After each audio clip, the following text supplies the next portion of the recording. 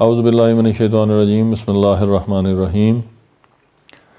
5 فروری یوم یکجہتی کشمیر ایسا تاریخی دن ہے جو عوام پاکستان اور اہلیان جموں کشمیر کے لازوال مذہبی، ثقافتی، سماجی رشتوں و ہم آہنگی کی پہچان ہے۔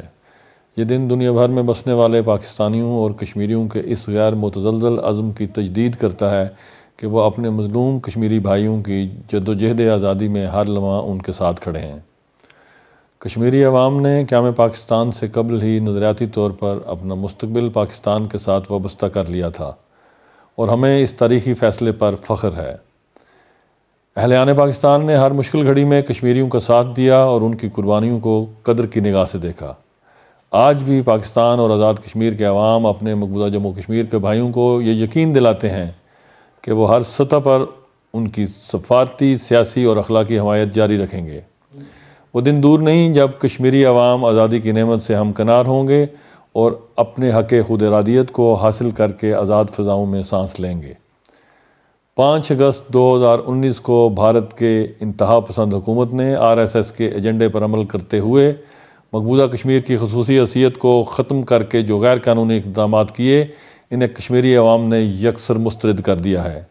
بھارت کے جبر و استبداد کے باوجود مقبوضہ کشمیر کے عوام نے اپنے حق خود ارادیت کی جدوجہد کو ترک نہیں کیا۔ میں اس موقع پر ان تمام بھائیوں، بہنوں، بیٹیوں اور بزرگوں کو خراج تحسین پیش کرتا ہوں جو بھارت کے ریاستی جبر کے خلاف سینہ سپر ہیں اور اپنی آزادی کی جدوجہد جاری رکھے ہوئے ہیں۔ بھارت نے مقبوضہ جموں کشمیر کو ایک فوجی چھاؤنی میں تبدیل کر دیا ہے جہاں ظلم و بربریت کے تمام حربے آزمائے جا رہے ہیں۔ ماورائے عدالت قتل، پیلٹ گنوں کا وحشیانہ استعمال، نوجوانوں کی جبری گمشدگیاں، خواتین کی بے حرمتی اور انسانی حقوق کی سنگین خلاف ورزیاں آج بھی جاری ہیں۔ حکومت پاکستان اور سپہ سالار فوج پاکستان نے جس طرح دو ٹوک انداز میں مقبوضہ جموں کشمیر کے عوام کی حق خود ارادیت کی جدوجہد کی حمایت کا اعادہ کیا، اس سے کشمیری عوام کو ایک نیا حوصلہ اور ولولہ ملا ہے۔ میں اس موقع پر پاکستان کے دفاع اور پاکستان سے دہشت گردی کے خاتمے کے لیے مسلح افواج پاکستان کی قربانیوں کو بھی خراج تحسین پیش کرتا ہوں۔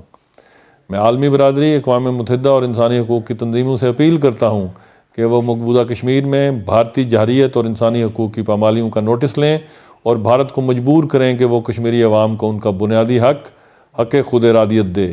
پاکستان ہمیشہ خطے میں امن کا خواہش مند رہا ہے جبکہ بھارت نے ہمیشہ دہشت گردی اور جارحیت کو فروغ دیا ہے۔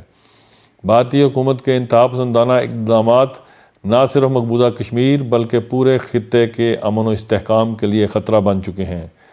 بھارت اپنی یک طرفہ اقدامات کے ذریعے اقوام متحدہ کی قراردادوں سے انحراف نہیں کر سکتا اور نہ ہی کشمیریوں کے جذبہ حریت کو دبایا جا سکتا ہے۔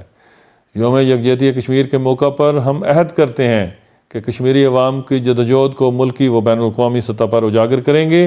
انشاءاللہ وہ دن دور نہیں جب مقبوضہ جموں کشمیر بھارتی تسلط سے آزاد ہوگا اور ریاست جموں کشمیر کا پاکستان کے ساتھ الحاق کشمیری عوام کی خواہش کے مطابق انشاءاللہ تعالی شرمندہ تعبیر ہوگا۔